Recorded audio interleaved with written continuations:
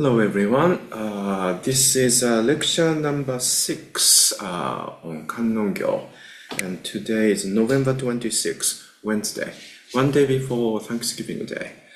As of tomorrow, we have 4 days in a row relaxing and enjoying eating a lot with friends and family members. Long 4-day weekend. We have wholesome. But anyway, thank you very much for coming to this class when you are very busy preparing for Thanksgiving. So we continue to study, read, enjoy, and explore many things, and also think about many things out of Kannon-gyō. So I go right back into where I left off last week, which was Buddha's 10 Epithets of Buddha. This is because in the first paragraph, we already start to see first one, world-honored one, Seson. So I'm going to open the shared screen for that. Okay, so we really like to take lots of interesting things out of Kannon-gyō. And then that also refers many different areas. Sometimes it sounds a bit like making a detour from Kannon-gyō, but I think this all feeds into our understanding of Buddhism and Buddha's teaching. So I kind of like to mention something which you might have heard about before. But technically speaking, we actually don't know Buddha's name.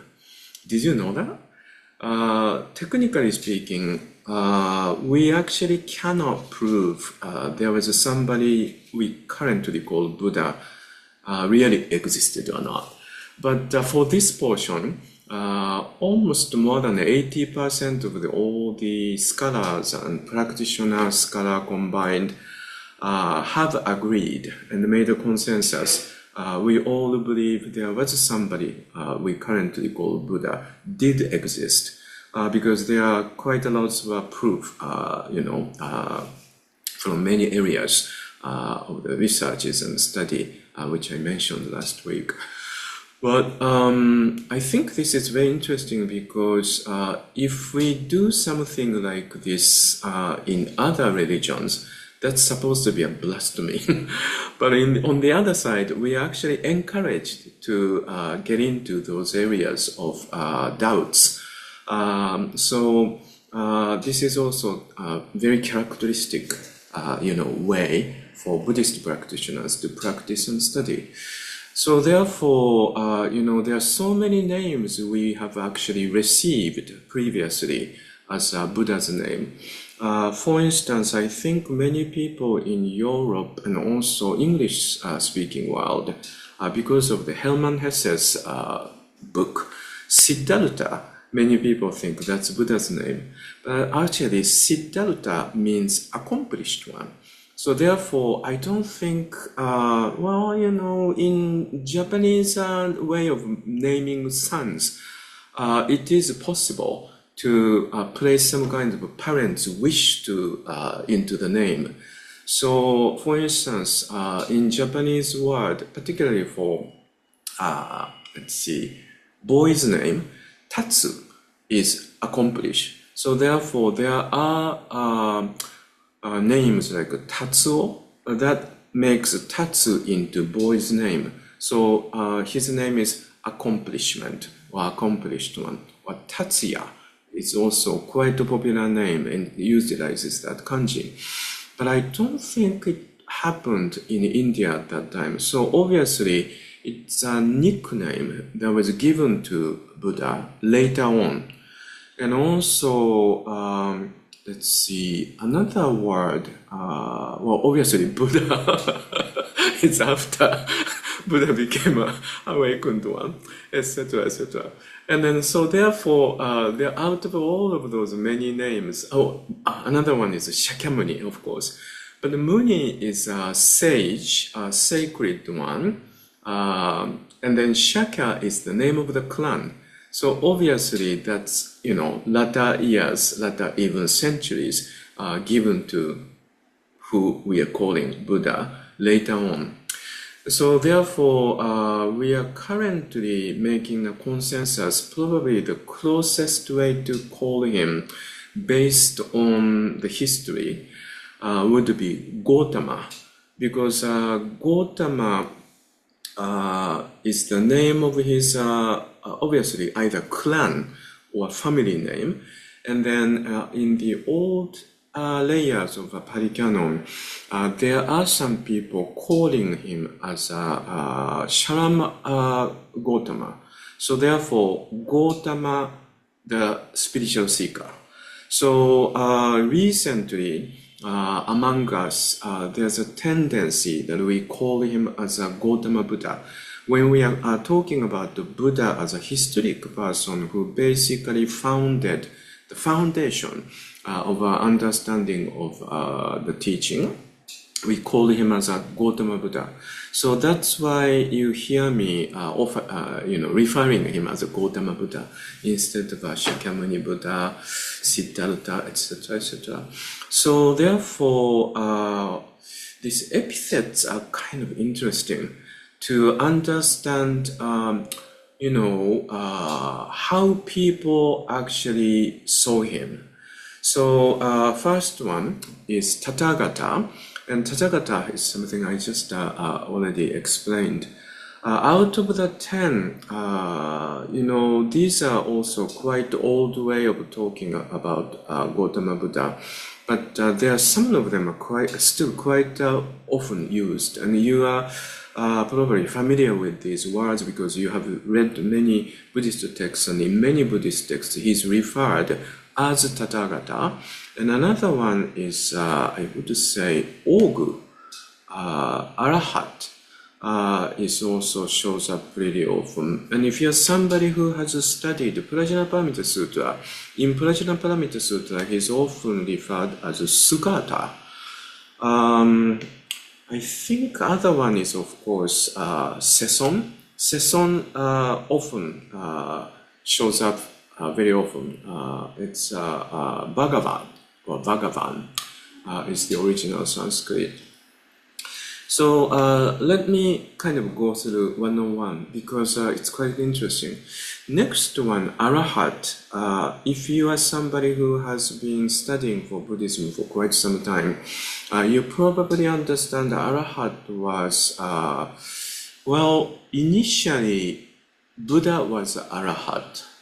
And then after Buddha died, many people thought the Buddha was just one and only, and he was such incredible person. And many people thought, I would never be like Buddha. So therefore, decades later, centuries later, they started to have this idea of, I will never be able to become like a Buddha, but at the same time, I can just continue to practice. And as you continue to practice, maybe I will eventually increase my ability. And then they eventually, made it into stage by stage. And the top stage was called Arahat. So this is like one stage before you become a Buddha, but out of the respect, and also out of the, sense of I will never be able to like Gautama Buddha. I'm sure all of those people who felt I am Arahat, but at the same time they did know, there's some sort of shortcomings as a human being within them. So they never would call them as a Buddha, but they would be calling themselves Arahat.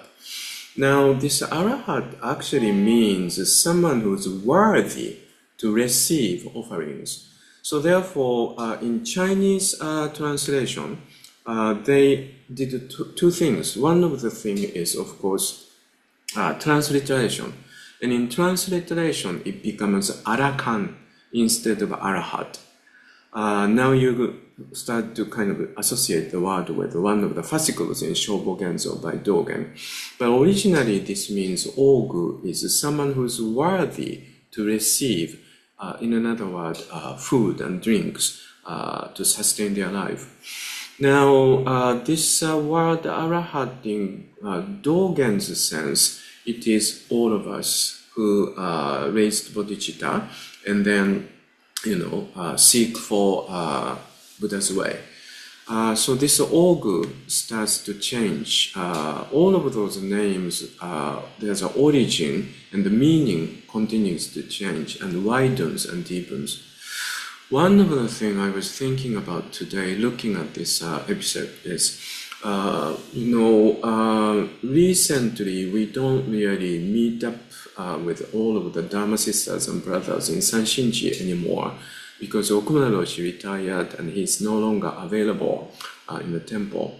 So for the last several years, I'm kind of missing seeing my Dharma brothers and sisters routinely, whom we saw at least twice a year or 3 times a year when we all gathered in Sanshinji. One of them is Shoju-san in France. Because I took a lot of inspiration from how she is and how she decided to practice in her own manner in France. One of the conversation I actually so clearly remember was I was quite kind of split in my own thoughts. When I'm in the United States, sometimes I show up in the public space in Buddhist clothes, and sometimes I keep secular clothes. And then, particularly in the United States, it's still an experimental phase. Some people think having a shaved head and also exclusively wearing Buddhist clothes is really a good thing because it's basically opener for the conversation. But some of us feel it's a little dangerous, as a matter of fact. Particularly, I don't live in New York City exclusively. Sometimes I have to go into those, countryside in the United States, which is resided by the people who have never had any contact with Buddhism. So I look too eccentric, and sometimes I feel some kind of physical, sense of danger. Sometimes I wear somewhere to travel, and then you wouldn't, believe unless you are me, the kind of response I get from the passengers in the airplane. So, but at the same time, if you live in San Francisco, I feel so comfortable. So, when I'm traveling to San Francisco, particularly with Okumura Roshi, and Okumura Roshi often offered Genzo in San Francisco Zen Center and the group of the San Francisco Zen Centers. And at that time, I kept my Buddhist clothes all the way. And then because of the fact, particularly in the area of San Francisco Zen Center, everyone knows San Francisco Zen Center. And also everyone's familiar with what a great achievement San Francisco Zen Center have, made in the last half century, including those food services for the people who are on the street and also hospice organization, etc., etc. So in the end, you get kind of respect from the people. One day I went into a bookstore and I was looking for something I can give to a younger student. And then I pulled out and then brought it over to the cash register, and looking at how I look like, the cash register person asked me, "Are you a Buddhist priest?" So I said, "Yes." And then this man said, "Oh, then this is a gift for you." And they didn't charge me. But that's a very rare situation in the United States. And on the other hand, some people really, had very strong determination. This is a good thing to do. And as we completely changed internally, externally, we should really keep this way. And Shoju-san was one of them. And then when I went to visit Shoju-san's home, I realized what a gutsy thing to do. It's such a smallish area, and there are lots of Muslim people as well. But at the same time, she mentioned something about one day she was walking on the street and there were a group of a Muslim woman with, covering of the hair. And then in front of them from the other side, there was a small group of men coming up. And then they were starting to cause some sort of a problem toward the woman with a head covering. And then walking behind, Shoujo-san recognized that chemistry, and then she took off her hat, and it shows her completely shaved head. And so therefore this man started to look at her, look at the Muslim people, and then started to see some kind of confusion. But it's a really wonderful way of showing like diversity. So it's like, what about it? You know? It's such a counter statement in a very interesting way. And then therefore this man just didn't say anything, just passed by. So in another word, you know, by her just being her sometimes even helps people. So I thought that was really interesting. Since then, I started to basically change my whole idea about how I look here in the United States as well. So some of you who knows me for quite some time, I usually not in secular clothes anymore. I completely gave up those suits and ties, etc., etc. But anyway, so another thing I was really impressed about was during the ceremony of Okumura Roshi's retirement, and there was an event for a panel discussion. And then representing from a European group of the students, Shoujo-san and Doryu-san was in the panel. And then I don't remember how this came out, but the Shoujo-san mentioned about this word ogu. And then she was saying she's very often reluctant to ask money for some programs, and she tries to do this as free as possible. Of course, sometimes you have to bring some sort of, you know, budget into the event. The reason she was saying is because I am not ogu. I am not worthy one. So therefore, I really like to keep offering this as free as possible. So I thought, wow, this is really impressive. Because one of the, you know, major issue after 50, 60 years of a practice of Buddhism coming to the United States, United States is probably the world leading commercialized nation. So therefore, it has a really strong power to commodify everything. And sometimes it's just a little too much, and they even commodify. Well, I saw the process of American culture even commodified AIDS. So, this is often, discussed about Buddhist organization is really commodifying Dharma. And all these organizations is starting to become a bit like a business organization, keep charging. So I really found such a, sharp, statement at that time from Shoujo-san, and I really felt so impressed. But anyway, all of this actually comes from the fact that, are you actually ogu or not? Are we? And is Dharma is something to sell as a commodity? So, this is a very interesting portion of the epithet. Next one, Shohenchi.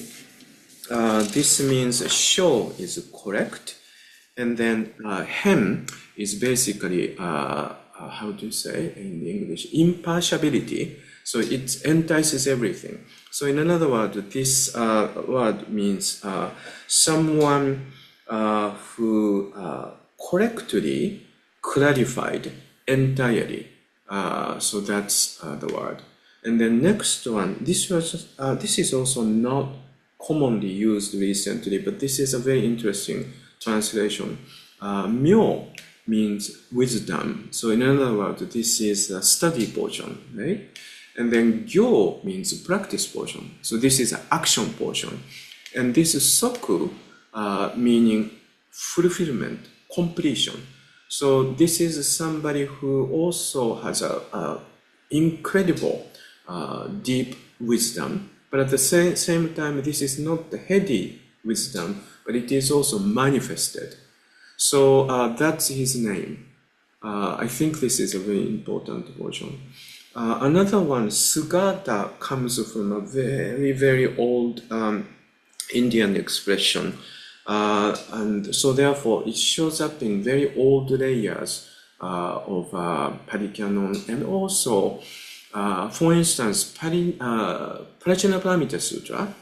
I always recommend, if you, after you thoroughly study Heart Sutra, if you like to go a little deeper, 8,000 verses is really a good one. And also, it's translated by the very well-known translator, German person, Edward Konzi, who translated into really good English. I am kind of hoping maybe next generation we will see yet another really skillful translator to come, and then maybe push Edward Konzi's translation even further. But right now, I think that would be the best translation ever.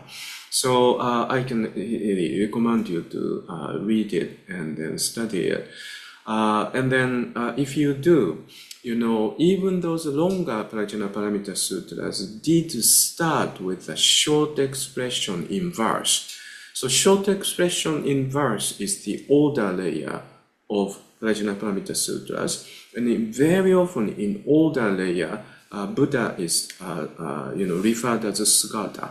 So you can really tell how old this expression is. It really means well achieved one. So in another word, well gone one, because this is yet another image of from this side to the other side. My understanding, this side is my mind made up in the way to follow secular sense of value system. But this practice and study starts to shift your makeup of your mind, and then you go to 180 degrees the other side. So well gone one to the other side is the name. I think this is a very interesting name. And then another one, this is also quite interesting, even though it doesn't really show up in latter years of epithet. Loka is the world. It's a secular world. And lokavid meaning someone who clearly understands this secular world. So I think this is very interesting, and it's very suggestive to our practice, because we often make a mistake thinking we should really isolate from a secular world and go somewhere completely isolated, and then deep in the mountain without having any contact, without listening to any news. Maybe it is a good idea, and then we can really achieve enlightenment. But we often have to, recognize Gautama Buddha himself, after his enlightenment, lived throughout his teaching career, surrounded by people. And then he often is contacted by people who have a problem in the secular life, and then he has to respond to it. So he's somebody who's really familiar with what's going on in the world. So I think this really indicates, direction of how we live and how we practice. So this is a very interesting epithet, I think. Mujoshi, it's Anuttara. Anuttara is Anuttara Samyaku Sambodhi. It's, how do you say, unsurpassable. So someone who is unsurpassable. But unsurpassable is meaning passable and unsurpassable, not that dichotomy. Someone who went beyond this dichotomy of passable and unsurpassable. So this portion we have to be very careful. Because, speaking of Shoju-san, I spent quite long time. I was very lucky to have a very, conversational moments with the Shoju-san in Sanshinji, because very often Sanshinji was not really recited by many people. So unless you go to during the time of the event, you can really spend in their dormitory just by 1 or 2 people. So we have plenty of time to talk. And one of the things she was mentioning about was, she's part American and part French nationality-wise, because she came to the United States when she was young and married to an American person, and then had children, and then spent really long years working and taking care of the home and raising children as an American person. So she's really have a very nice kind of bird view in comparison to how French society works and how American society works. And she often mentioned one thing which seems to be causing a lot of issues in America is that the religion kind of creeps into the state. While French made it really clear, state and religion is a separate thing. It is really true. Currently we are really looking at this upsurge of this really fundamentalist, like how do they call themselves? But anyway, this is like very conservative, so-called Christian movement, but it is really not really religious movement. It is more about the political, social culture kind of movement, which really utilizes this dichotomy. And then when you use those kind of like God's word, type of religion, there's always a clear dichotomy between good and bad. So therefore, they are really trying to use it and making their belief system as God, and then any kind of belief system that goes against them is evil, devil. So therefore, when you start to do that, there's no space to make a discussion and an argument and also trying to understand each other. So therefore, I think it is kind of interesting to, review and look back to your own self and see how wonderful Buddhist teaching is. Because Buddhist teaching is really about going beyond that dichotomy. So, in another word, I think each time that indication, Buddhism has nothing to do with, good and bad dichotomy, but it is really about going beyond that dichotomy is very important.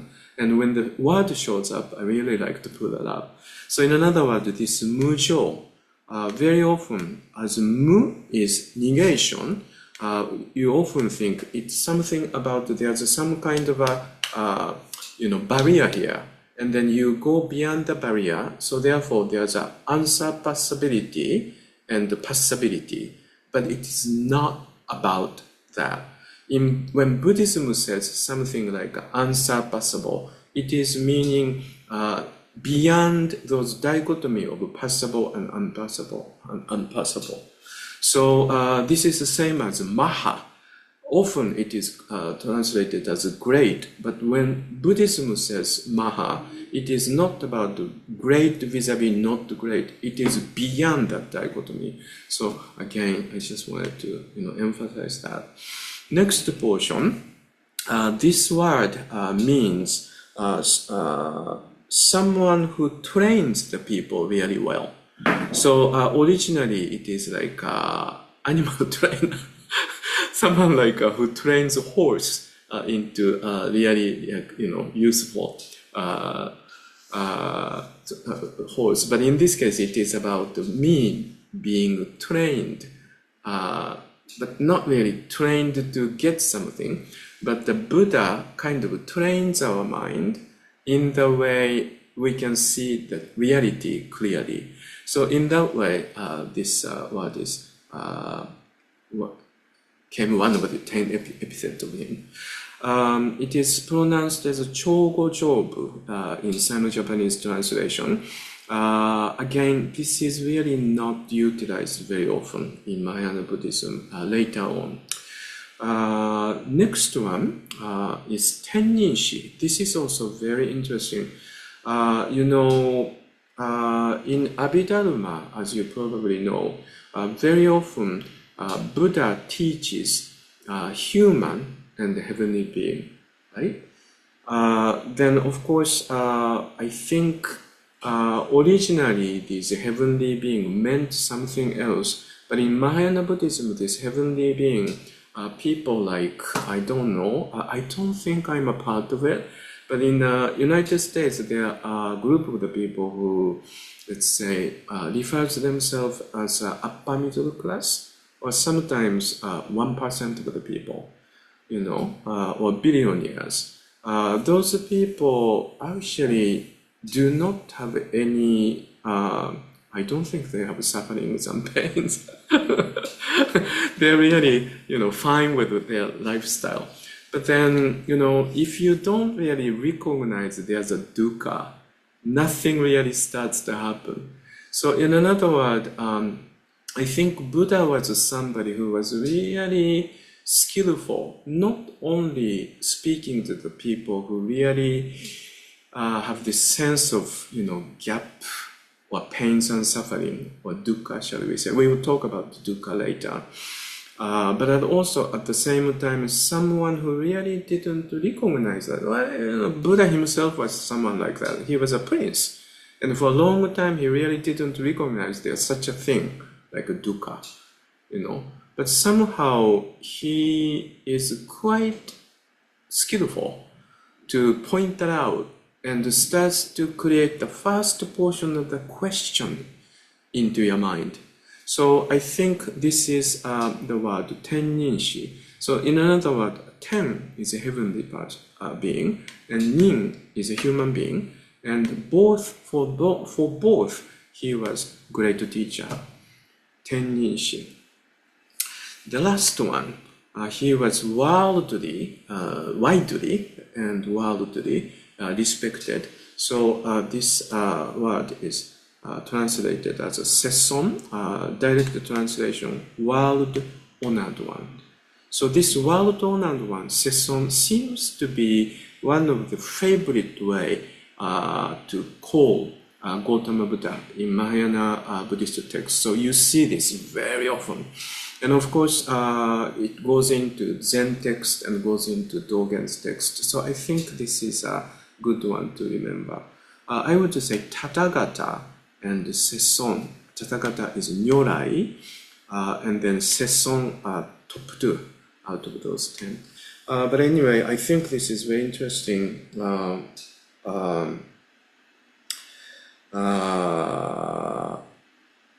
Even out of the epithets, we can kind of take many, food for thoughts out. Now, let's go into, in this paragraph, what's happening is, Mujinni Bodhisattva is asking a question to Gautama Buddha, yes? So, this question is also a very interesting portion. There are 4 kinds of questions. I'm sorry, Buddhism has this sense of obsession of numbers from the old tradition. But at the same time, it's very interesting. One of my main theme, for the current main theme, starting from the previous season to ongoing season, most possibly to the next season, is the comparing what the ancient Buddhism utilizing some specific words or specific method, shall we say, to describe, and then how does the same expression and method is utilized in Mahayana text.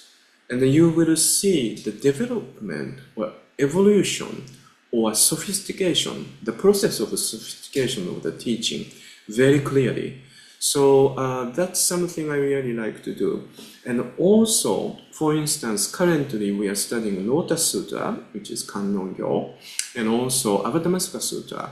And in both sutra, you really get to see the authors of Mahayana texts, such as Lotus Sutra or Avatamsaka Sutra, are intentionally using previous way of teaching, particularly like Dharma numbers, but they are changing the the direction these Dharma numbers are heading to, instead of a very superficial way of number one, you do this, number two, you do that, etc., etc. They're really deepening the meaning and then really, clarifying deeper, clearer, and also wider meaning of Buddha's teaching. So I think it is very interesting. So each time I find something like that, in another word, it may be most possibly quite intentional from a Mahayana Buddhist text side to utilize it in a very different way. Each time I find that, I really like to dig into it. So, for instance, in Abhidharma time, they have this four numbers of the questions, and there are four different kinds of questions. I'm sorry, this is from Sino-Japanese scripture. So I used the kanji. So number one is gimon. If you're somebody who's currently studying contemporary Japanese, you might know this word. Gimon is basically a question in general. So I have gimon, so I raise a hand and I ask. But in original Buddhist text sense, gimon is asking for clarification due to unclearness or doubt. So for instance, let's say Okumura Roshi says something, and then the other day I was having a conversation with Michelle about our impression of last Okumura Roshi's study series. And then when Okumura Roshi was comparing how the word mountain was used in three different types, it wasn't particularly clear to the people who was listening, not looking at the original kanji, etc., etc., but just listening as an English. So Michelle and I were talking about what did he actually mean. So that's like unclearness and doubt. So that's gimon. So in that case, you ask a question. And another one is fugemon. Fugemon is basically a regular question. So for instance, I understand, let's say I use the same example. Okumura Roshi is comparing three different teachers talking about using the name mountain. Then I understand it. So therefore, number one is okay. The next question I may have, then if I utilize some example right now, how shall I say that? And that will be the question. Yes, so it's a fugemon. Next one is the type of the question. This is like mondo. I was talking about Tozan's way of mondo, but in many different biography of those famous teachers. Famous teachers used always kind of go into some activities going on. For instance, some kind of food is prepared in the kitchen, a group of the students in the kitchen. And then teacher goes in and take a look at how they are working, and then also tries to test, what level they are in. And then there's a question. And so this is the type of the question teacher may ask you, or student may ask teacher to test the teacher, maybe. So it's like a poking at each other. There's some kind of way to poke each other on Facebook, right? That's like a poking. So that's called the taimon. This one is very often shows up in what we now call koans, etc., etc. But I think this is also something I would do together with the buddies, This was the type of things Shoju-san and I did when we are spending some time together in Sanshinji's dormitory.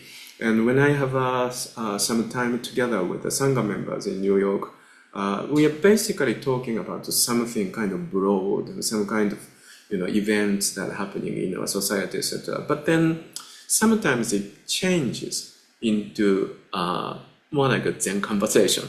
So that's taimon.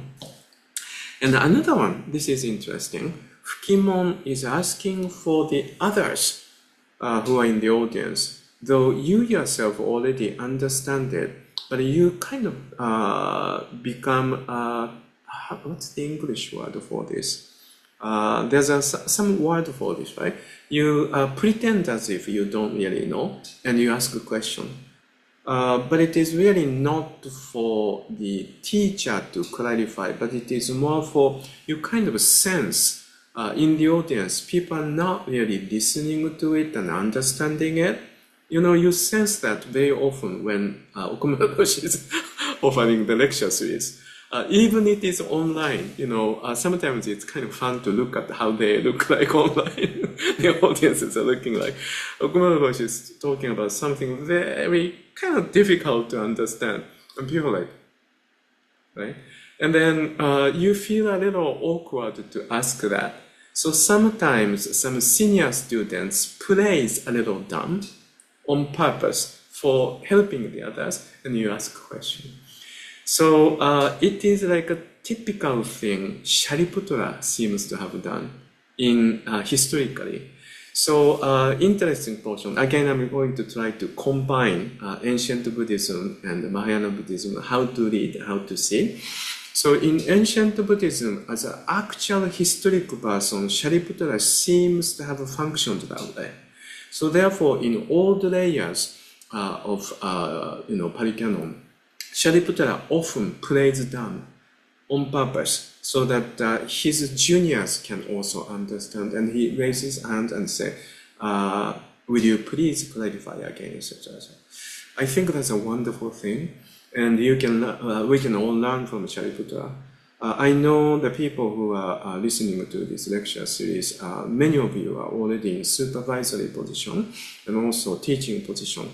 So sometimes we really have to do this. But to do this, it kind of tests my own sense of pride, So it's a very good practice. And then as it goes on into Mahayana Buddhist text, therefore Shariputra and all other so-called Shuravakas are the people who actually lived in the same time of Gautama Buddha and listened and received Gautama Buddha's own word, listening to it. So Shuravakas meaning voice hearers. Originally it meant a really good thing. These are original students. Wow! It's like in San Francisco Zen centers, there were original group of the people who actually studied under Suzuki Roshi. Now all of those people are getting older, and now it's second generation, third generation. So there's a little bit of sense like, he is gone now, but he's somebody who actually studied under Suzuki Roshi. In the same manner, in the original text, those Shuravakas get some kind of respect. But now, 400 to 500 years later, all of those things happened in ancient Buddhism. As the arisal of Mahayana Buddhism, these Shuravakas becomes a symbolic way of talking about the people who did not clearly, deeply understand Gautama Buddha's word. So therefore, they made it into kind of stagnated, line by line, conceptual understanding. So therefore, in Mahayana Buddhist text, particularly Shariputra, plays that kind of role, not intentionally, as a symbolic way of talking about, this is somebody who didn't clearly understand what Gautama Buddha taught, but just took it as a conceptual, fastidious way. So, if you actually read something like Vimalakirti Sūtra, Shariputra and other Shuravakas are basically kind of insulted almost. But I don't think it is really insulted, but it is really about the comparison of how it got stagnated, and then they actually stepped out of it and then sophisticated the teaching into this way. So it is a very good way of seeing how it got and then how it developed into. So I think this is very interesting. I just wanted to point out because you will see Shariputra's name very often later on. Now, let's see. We are going into the next paragraph because the first paragraph, I think this is all I needed to say. But as I promised, this is what I really like to do always. I want to read first without any explanation, and then I give full explanation. And at the end, before we go into the next paragraph, I want us to read it again. Because this way you really see the difference between just reading just one simple translation, and also how if you read it more deeply with the commentaries, your understanding of the even short paragraph or short conversation completely changes. And then also you will recognize how carefully and mindfully these texts are so assembled and then written and created. So let us read this paragraph. It's a very short paragraph. I'm going to use the shared screen again.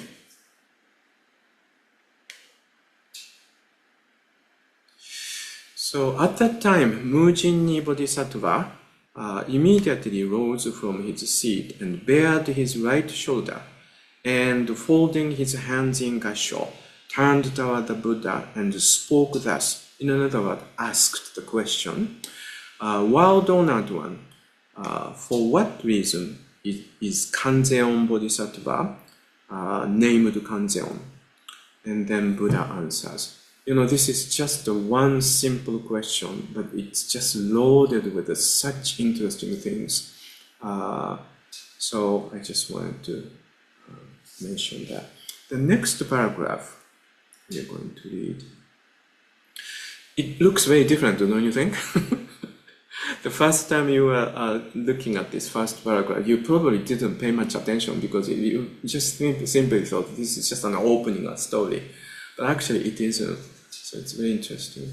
And the next paragraph, so now Mujinni Bodhisattva asks the question and the Buddha answers the question. And this answer is also very interesting in the way, this first answer is a general answer. So it's a one-liner answer. And then after that, Buddha starts to explain this way, and this way, and this way, and this way. Then he starts to utilize for example, and for example, and for example. And in the end, so, therefore, did you understand? And then he closes the same line. Doesn't that sound very familiar to us? Because this is how Dogen writes. Dogen always starts with a conclusion in a kind of broad way. He says, this is it. But then at the same time you feel, yeah, okay, the opening is the conclusion. The opening says the most important thing. But wait a minute, I need a little more explanation. Then he starts to explain. Then he starts to put examples from other text and this saying, etc. Then finishes. See, therefore, this is it.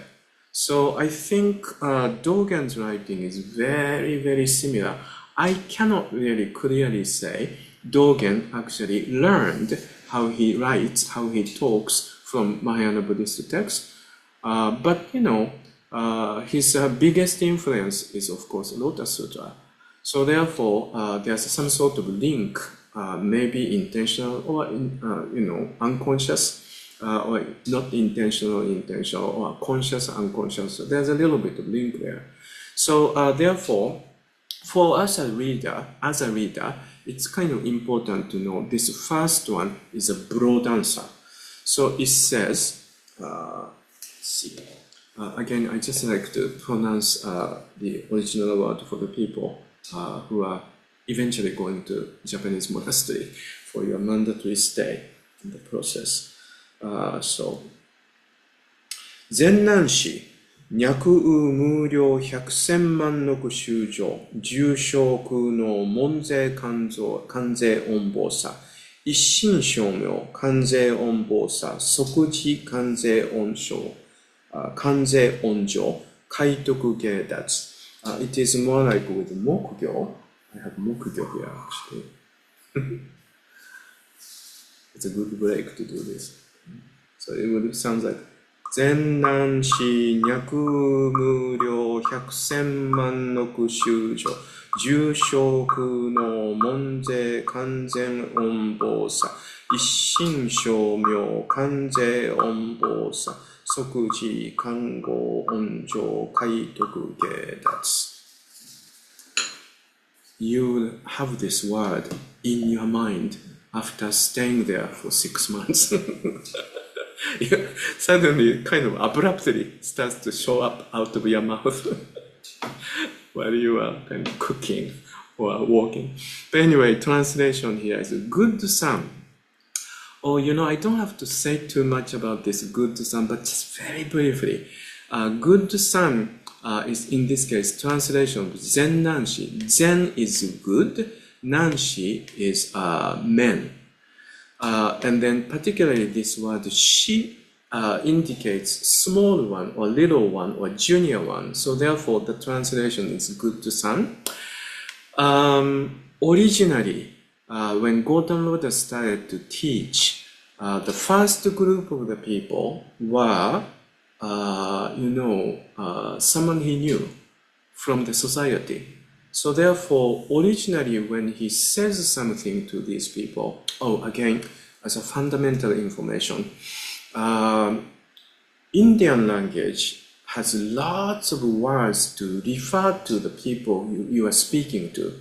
And this is the way, by choosing those words, this is the way to change the level of politeness.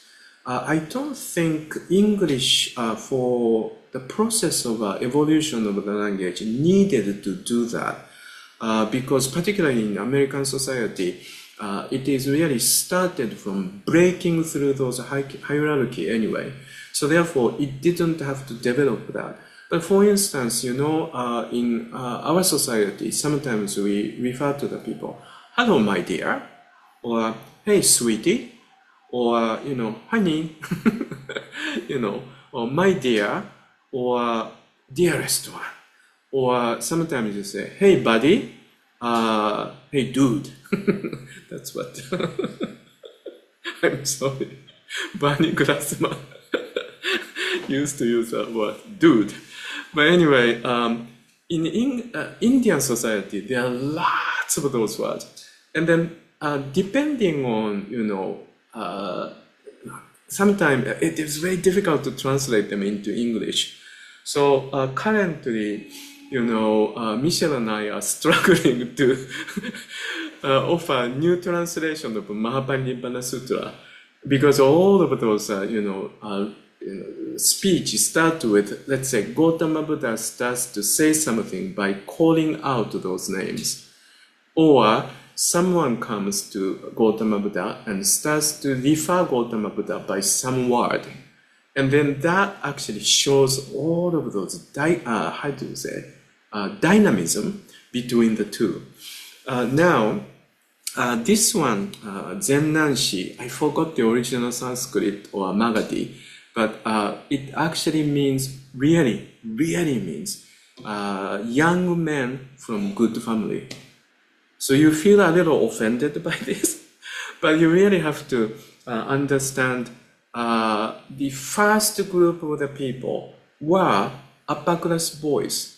So therefore, he actually used the word zennanshi as, yes, sons from good family. But of course, it eventually changes into the meaning. And of course, Gautama Buddha starts to have women practicing together with him, which was a kind of revolutionary thing in Gautama Buddha's time. So therefore, eventually there will be Zennanshi and Zennyoshi. And of course, the first group of women comes from aristocrat family.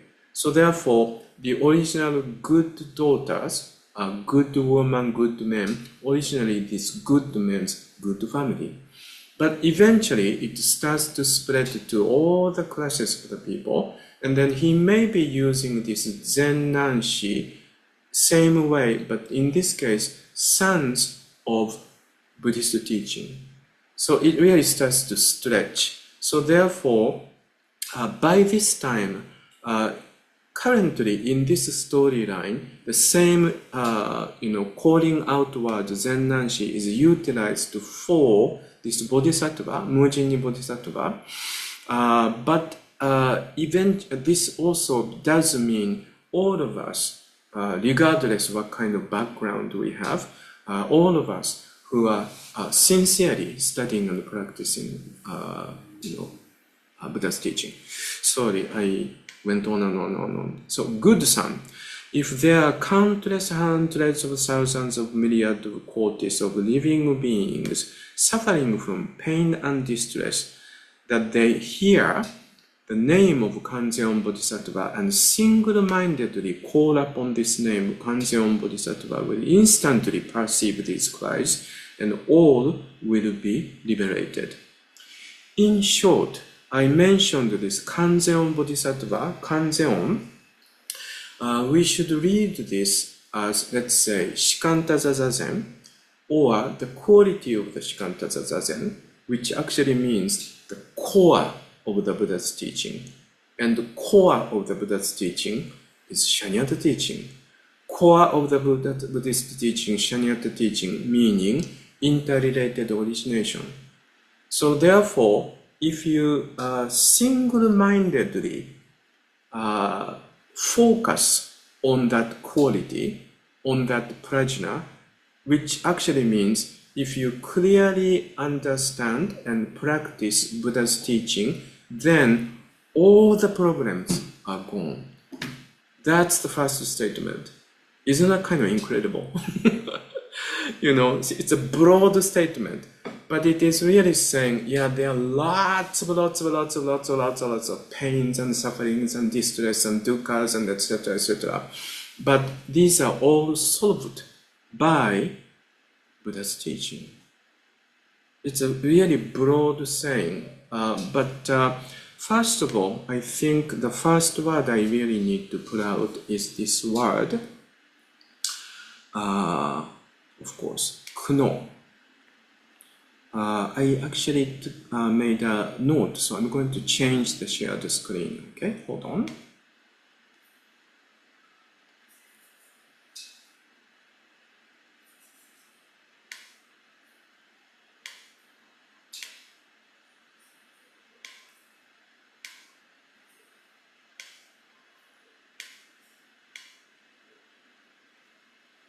So this is the paragraph we are reading. And kuno comes from here. And it is currently translated as pain and distress. But this is the Sino-Japanese translation of famous word dukkha. Ku is dukkha, and then to explain a little better, you put another word no as dukkha, but kuno is also dukkha. So therefore, currently, Michelle and I decided to translate this as a pain and distress. But dukkha doesn't particularly mean pain and distress.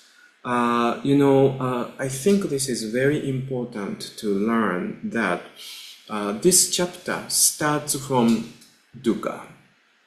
And also, Buddha's teaching career, shall we say, Buddha's first teaching actually starts from dukkha.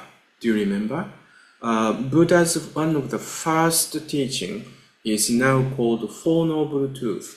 And the Four Noble Truths has to start from dukkha.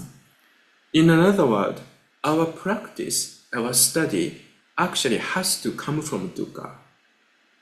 Otherwise, nothing really starts. So therefore, in many texts, we always start from this word dukkha. For instance, Kannon-gyō is also regarded as a separate sutra. Now it starts from dukkha. And we are currently studying with Avatamsaka Sutra. In Avatamsaka Sutra, the first several chapters are on and on and on of beautiful description of what it is. But finally, we came into the chapter, actual teaching are starting to be told, expounded. The first portion is, of course, Four Noble Truths, and they are talking about dukkha. Dukkha is, in another word, better translation is existential gap.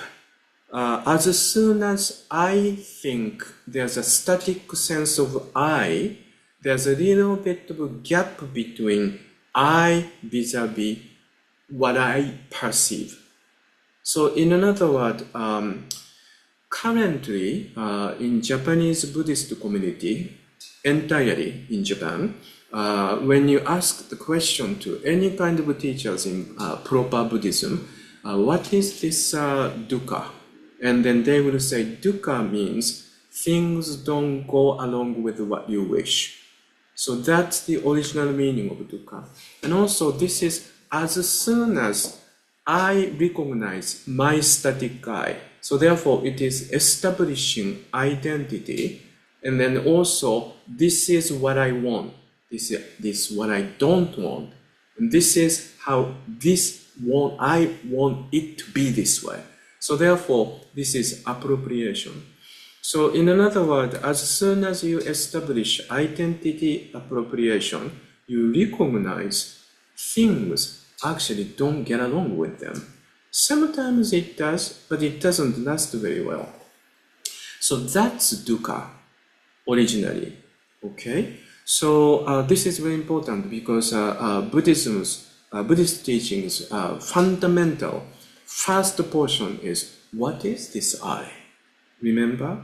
This is the most important difference between Buddhist teaching and also other spiritual religious group.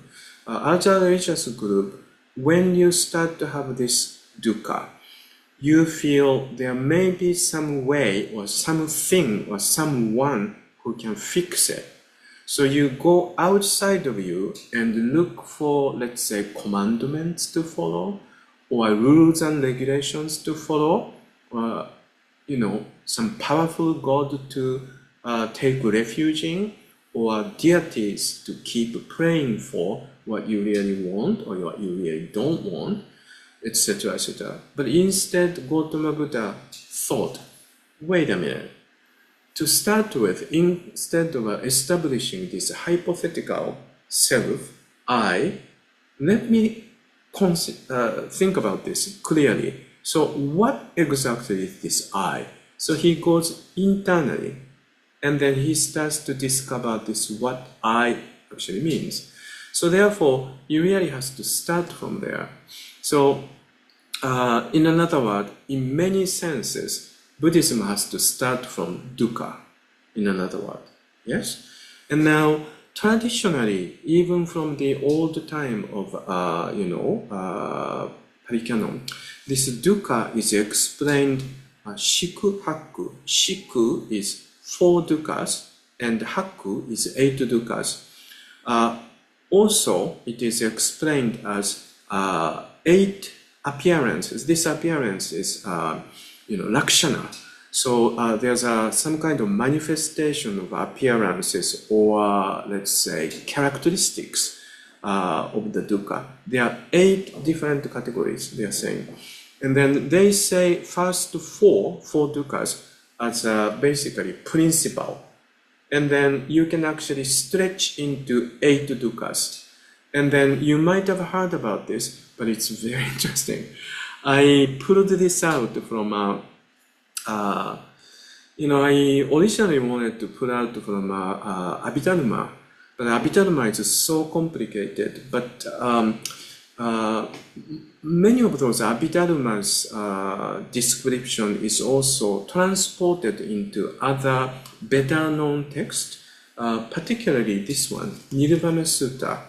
The reason why I'm holding this Nirvana Sutta is this season I'm preparing for this new series on Mahaparinirvana Sutta. Mahaparinirvana Sutta comes in the first segment, long segment of the Parikanon teachings, sutras, And one of the very important one, because it talks about Gautama Buddha's last days, his final illness and his death and aftermath. And then this is also one of the very few old texts which was rewritten in Mahayana texts. There are not many of them, particularly if you're talking about the English translation. I think there are only two of them. One of them is Mahaparinirvana Sutta, retranslated into, written into Mahayana way as a Nirvana Sutra. And another one is, I always forget, Michelle, the necklace of the fingers, the serial killer's story. That was actually gave us very important food of thoughts to the Mahayana Buddhists. And then they also rewrote that text into Mahayanist way. So this is a very important portion. So therefore, on Mondays, I don't know how long this is going to go on. Most possibly it will go on and on and on because of my pace. But there will be a portion I will be comparing how old texts saw Gautama Buddha's death, and then how Mahayana Buddhists saw Gautama Buddha's death. This is very interesting because it's a really deepening, widening sophistication how we see is written in here. But in anyway, in this text, it also utilizes old Abhidharma way of explanation, almost entirely copy-pasting it and then explaining it differently. So therefore, this is a really wonderful, opportunity to show how different, Mahayana way of looking at the same thing, same teaching, and how well developed. And this is also quite kind of in sync with the Kannon-gyō.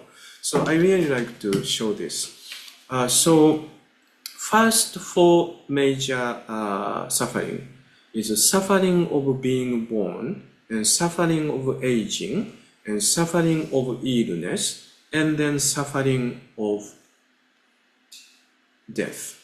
And each one of them is actually divided into such interesting subcategory.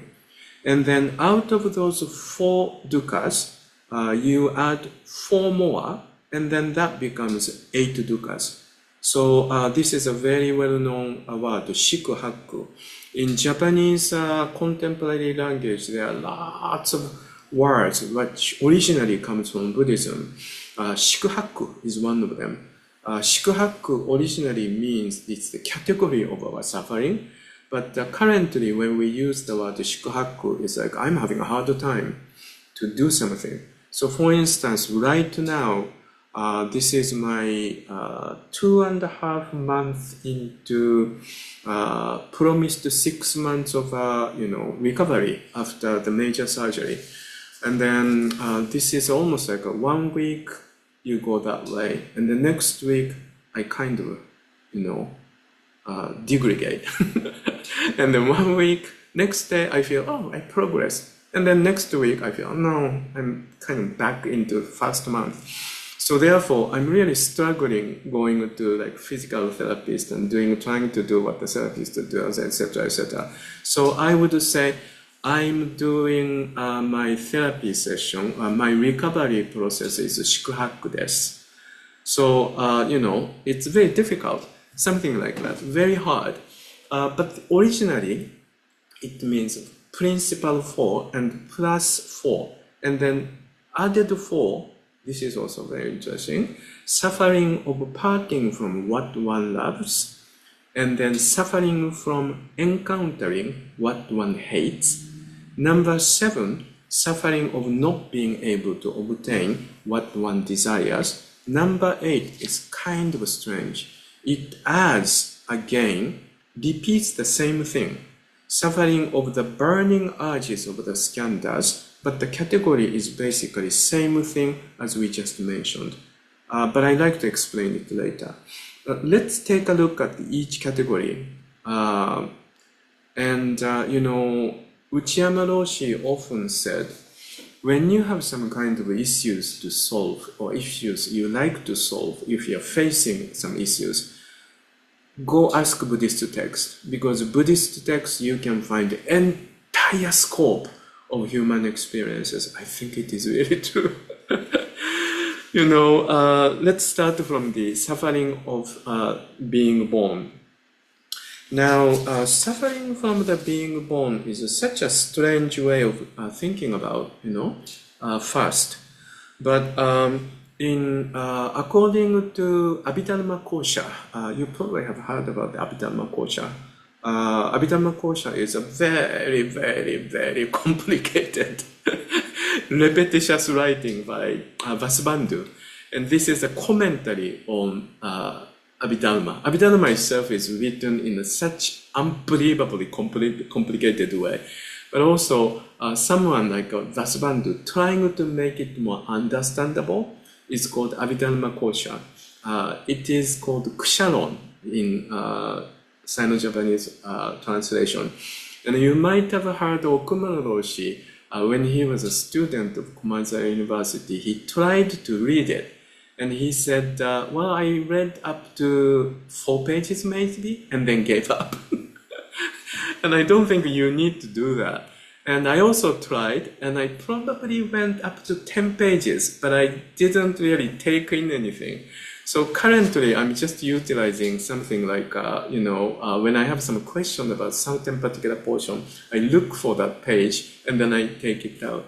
But in Abhidharma, based on Vasubandhu's writing, even up to this A to C is divided into 5. So in another word, the first one, this English translation comes from this English translation, so sometimes it's quite not very understandable. The first portion is, they are basically talking about sperm and the egg meeting each other. I don't know how 2,000 years ago people actually did this. I don't know if they actually had some sort of a developed skill of anatomy or, whatever it is. But next one, this Shishu, end of coming, meaning, currently we have all this support from science and all of that, so we can easily imagine when the sperm and the egg meets, the first sign there's something going on in the egg. That's B. Isn't that amazing? And then next one, C, growing portion, zocho, growing portion, is when you see those eggs in whatever you may use. And then, you have this pictorial image, you have seen it from the television or some kind of scientific programs, etc., etc. You can start to recognize there's a little bit of a bump, which eventually become a head, and some little bump, which eventually become like a torso, etc., etc. So that's the portion they are talking about. And the next one, emerging from the womb, again in Abhidharma Kosha, this portion is even divided into 2 more. Then number D, emerging from the womb, is actual, coming through woman's womb, but it is not about completely born yet. The next portion is actual birth, but by the time of actual birth, there's a decision making. This decision making is not by you, but this interrelated, origination, decision making, and then it's chosen to be either human or any kind of animals, or say man and woman.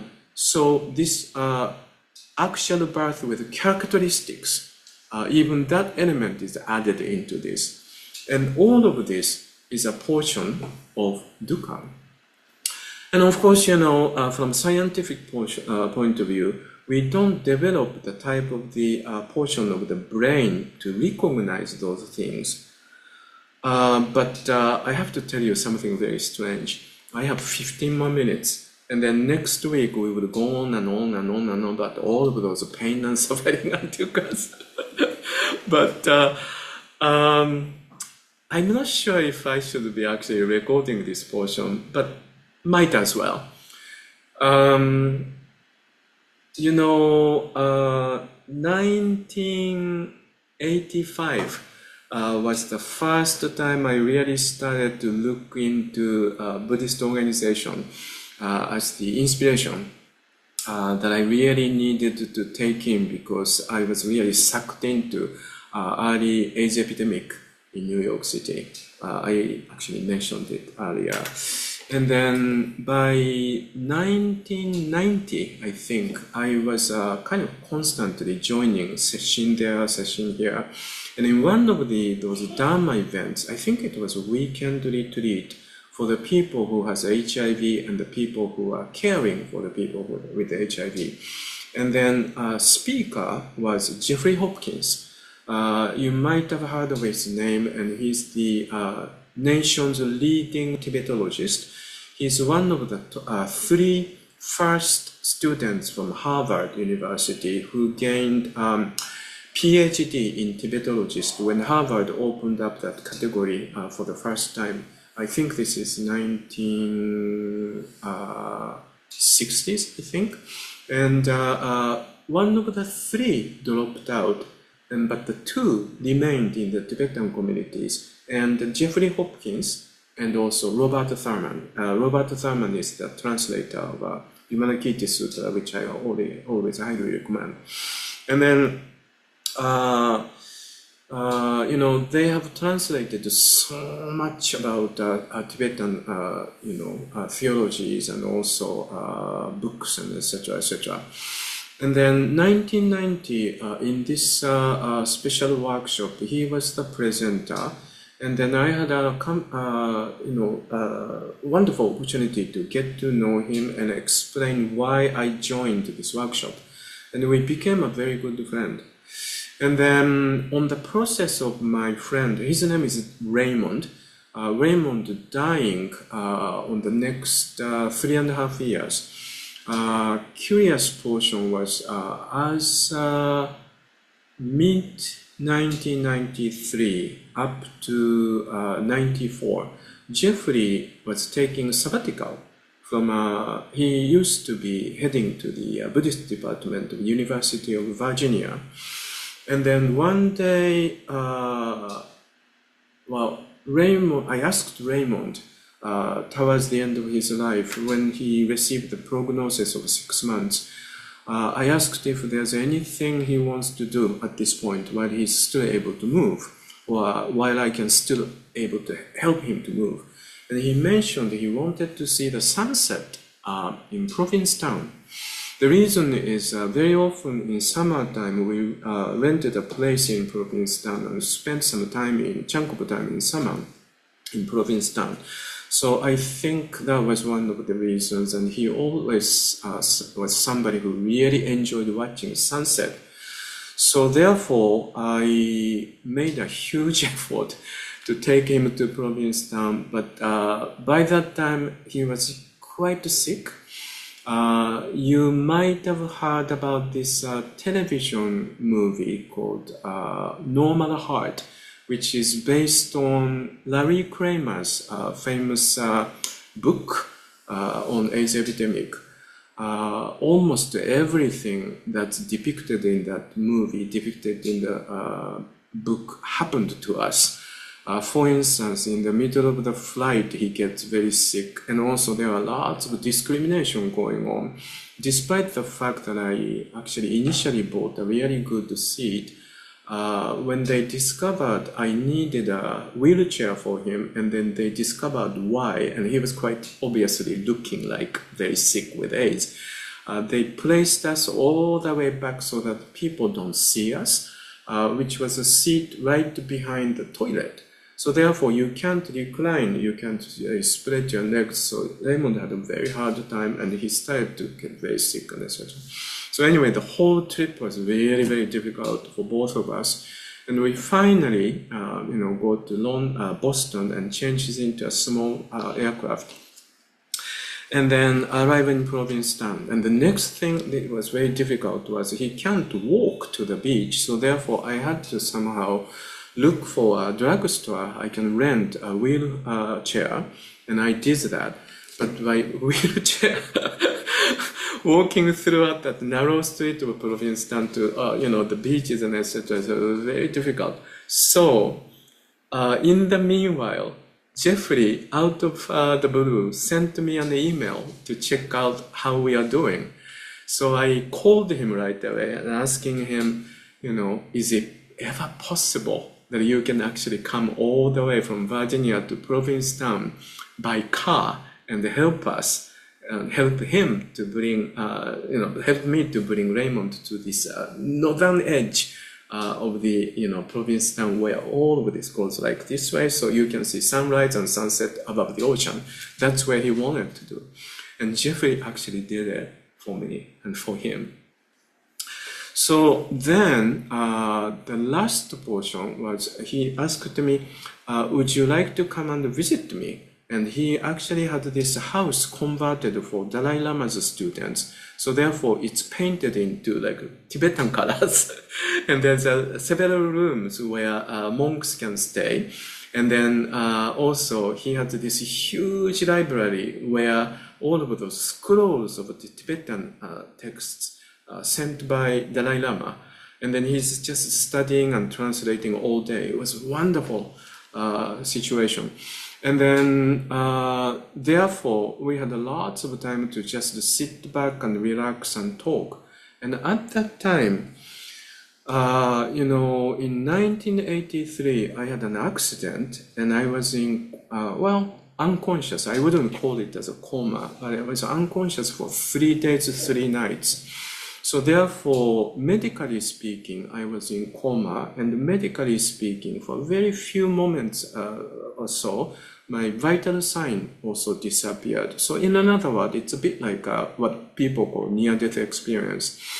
But I wasn't unconscious.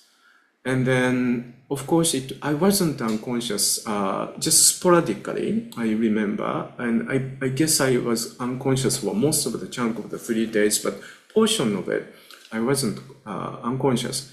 And then one of the things I was experiencing at that time really disturbed me for a long time.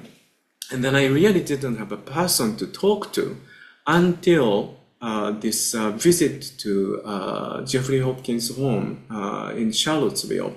And then I had a really long, conversation time. And I approached from here, then eventually started to talk about my experience. My experience is this. At one point, I remember I was feeling such incredible physical pain. And then my physical pain also includes the fact that I cannot breathe. And then I have this really visceral sense that I am coated with some kind of second skin. And then I am inside of this second skin. And then I just don't know what's happening, and it's so dark, and I really feel so panicky. And I'm in such pain and such distress, right? And then I see a little bit of a sign of exit, but I'm upside down. And then I felt like, wow, this is so painful, and I'm kind of starting to cry, and that's just it. But I felt very strange about this experience. And then after that, I went to some sort of support group that was held by that woman who started this wonderful organization called God's Love We Deliver. If you are somebody who lives in New York, you know this organization who brings the meal to the people who are bedridden. It's still ongoing because of the David Gaffin's major donation. And then they're particularly busy at this time because it's a Thanksgiving time, yeah. But anyway, but then I really didn't feel I got the answer. And then eventually by 1998, I discovered Abhidharma actually talks about it. Then I started to think, wow, Buddhism even talks about this experience. I thought something really weird. And according to the Abhidharma, according to the Buddhist text, actually becoming into this world as a embryo in the womb into some baby outside of the womb is one of the hardest experience. Actually, dukkha starts from there. That's what the Buddhist text actually talking about. So this first portion is a kind of shortened version of this long description of this dukkha to be born. And but at the same time, I felt I must have imagined it. But at the same time, why do I imagine such a thing? Because I never really paid any attention to anything about the delivery or baby, etc., etc. I wasn't connected with any kind of medical organization by that time yet. And so therefore, I asked about this to Jeffrey. And Jeffrey said, oh, yeah, it's written in Tibetan texts too.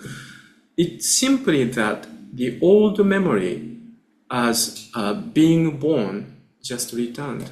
That's all. Something must have happened to your brain, and brain somehow, in some way stimulated, and then type of the memory you don't really usually remember probably just showed up that way. And then he said it so casually, I felt like, oh, so since then I don't worry about it. It's so strange. For 7 years, I was really worried about, is there anything wrong with my brain? Is there anything wrong with me? But yet another way of Buddhist text, Buddhist teaching kind of helps people. So I just wanted to talk about this story.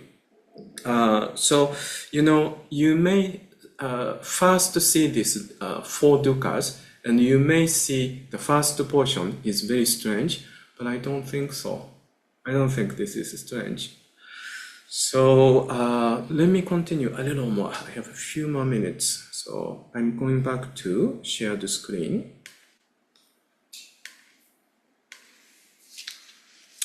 And then there's next segment is suffering of aging. Yeah. We don't need any explanation, but it's kind of interesting.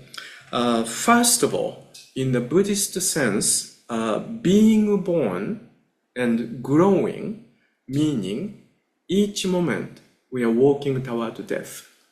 I know Buddhism is so kind of grim, but that's how, based on Buddhist teaching is, based on Buddhist understanding of space and time, that's how it is.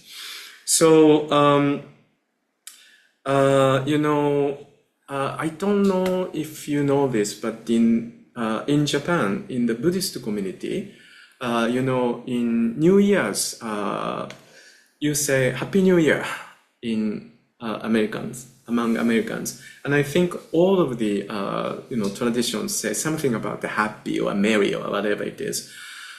In Japanese, we say, Shinnen akemashite omedetou gozaimasu, meaning congratulations, New Year opening. But in Buddhist community, we don't say that because we do know one day we are coming closer to the end. So, my teacher, Honda Roshi, who was the, young student following Saki Roshi when he was much younger. By the time I met him, he was 80 years old. Then I spent some time with him, under him in accrediting monastery.